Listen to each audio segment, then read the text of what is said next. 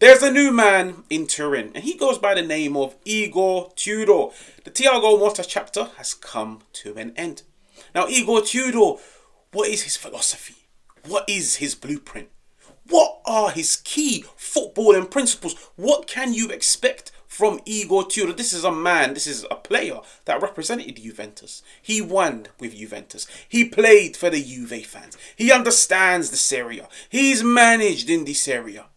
And I feel like this time last year, he was in a very similar predicament where he took over Maurizio Sarri's Lazio. And the funny thing is, he's taken over for 9 games at Juventus. He took over for 9 games at Lazio. Now, this is the way he performed. It was impressive. He showed within a matter of months, I can rally the troops and get them over the line. I can get the players to give 120%. Atalanta accumulated 22 points out of 27.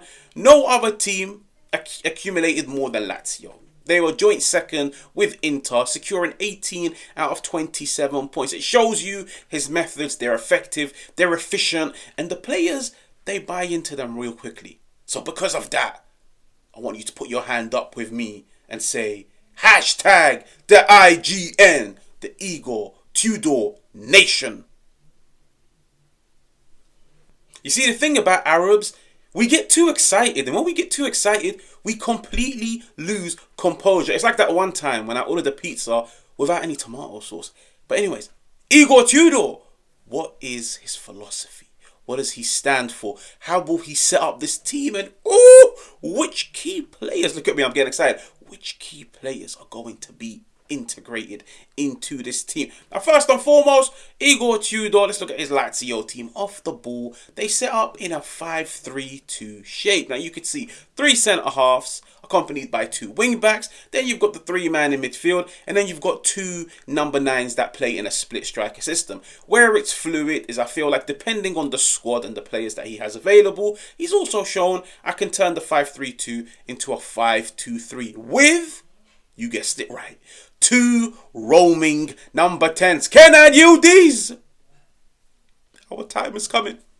2 roaming number 10s that can play in and around the number 9. They can bounce the ball off one another. They can stretch the pitch. 3 threats in the final third. I feel like it's a very fluid way of playing. Now, when it comes to build up in possession, playing out of the back, they tend to set up in a 3-4 shape. What it means is the wing backs, they push and join the row of midfielders, creating a row of 3 anchored by a row of 4. Why? It's because when the 3 centre-halves now have the ball, they've always got a progressive pass. Every centre-half has a pass to their left, to their right, backwards and forwards. It allows the team to play out of that, but on top of everything, it gives you a lot of protection. Because if the midfielders lose the ball, they know we've got 3 centre-halves, and then behind the 3 centre-halves, we've got a goalkeeper. So he likes to set his teams up in a 3-4 shape when playing out of the back. But sometimes when coming up against those strict teams, he tweaks it into a 3-1. And what it means is one of the midfielders will drop deeper than the other. When he does so, he drags the opposition player, and you can clearly see Guendouzi dropping deeper, dragging an opposition player with him. It then creates space for his teammate in the second row. It's fluid.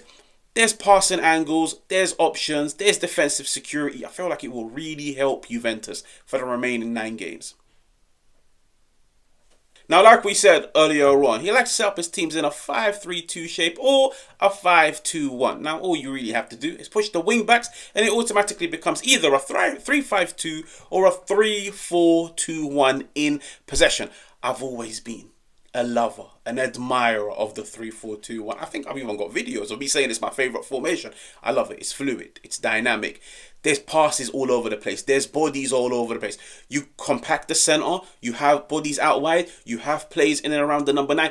It just suits this Juve team so much because now you can have the luxury of fielding more attacking players. You've got 2 midfielders. You've got the 2 roaming number 10s. You've got the number 9. You've got the 2 wing backs that can drop deep and help the defensive team. You can clearly see this is how his Lazio team would set up. 3, 4, and depending on the opposition, depending on the personnel, either a 3-5-2 or a 3-4-2-1. It will bring a different dimension to this Juve. And like I said, because it helps you to field a lot of players in the final third, it opens the door to something really special. Something I felt like Thiago Motta really struggled to implement at Juventus, and it is the man-to-man pressing structure. Igor Tudor, if there was one way for me to describe his entire philosophy, his entire ethos, the way he looks at the game, playing the game with intensity. Now, how many times have we watched Juventus this year? And come the 90th minute, we're all just sat there with a milkshake in our hands telling ourselves, wow, there was no intensity whatsoever. It was slow, it was dull. Juventus this year, statistically and based off the eye test, in terms of pressing, they're not the best. They've shown at times they can do it, but there's no consistency. There's no structure behind the press. There's no pressing triggers. Igor Tudor, his entire philosophy is based on pressing and applying pressure to the opposition. It's no surprise. When you look at his time in Marseille, Marseille were ranked numero uno. They were ranked number one for pressing, for winning the ball in the final third. And guess what, guys? When you win the ball in the final third of the opposition, you force them into errors. It just makes it easier to create goal-scoring opportunities. How does he do this? Man to man. You can clearly see this is him at Lazio. The players going man to man against Roma in the derby. Man to man. Every player is occupied. Every passing angle was blocked. They don't give the opposition players any time to breathe. Force them into mistakes. And the fact that you've gone man to man and you've practically push the entire team into the opposition half. It means when you do retrieve the ball, you've got options, you've got players all over the park. You can go on, capitalize, punish the opposition. Now, I feel like Igor Tudor at Marseille, it was the only club where he was really given an entire season. And you could see the sample size, it was big enough. Let's see what he managed to gather, what he managed to do in one whole season at a club. And you can clearly see the second most touches in the final third. It showed they were progressive. It showed when they did get the ball into the final third, they were good at retaining it and creating opportunities. Third highest pass success rate for long balls. It shows there's different ways of playing his game. Thiago Motta, I feel like he hated the long ball. He always wanted the short passes. He always wanted to try and move the opposition. Total football. The team, the squad, the personnel wasn't ready for it. Now, you're going to see a bit more variation. You're going to see this team going long, going in behind, utilizing some of these players' physicality, their pace in behind. Third highest pass success rate for long balls in Liga 1. It's impressive, like over 60%. It's very good.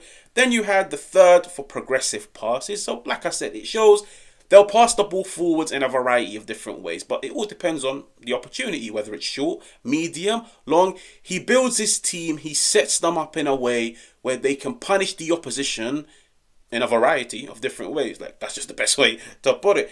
And like I mentioned to you guys, the number one metric where Igor Tudor's Marseille was ranked number one. And it's so impressive because he only really had one season in order for him to implement the structure and to get the players to do it week in, week out, was pressing. The man-to-man pressing system where on average they were winning the ball in the opposition half 6 times a game. Winning the ball 6 times in the opposition final third, you're going to score goals.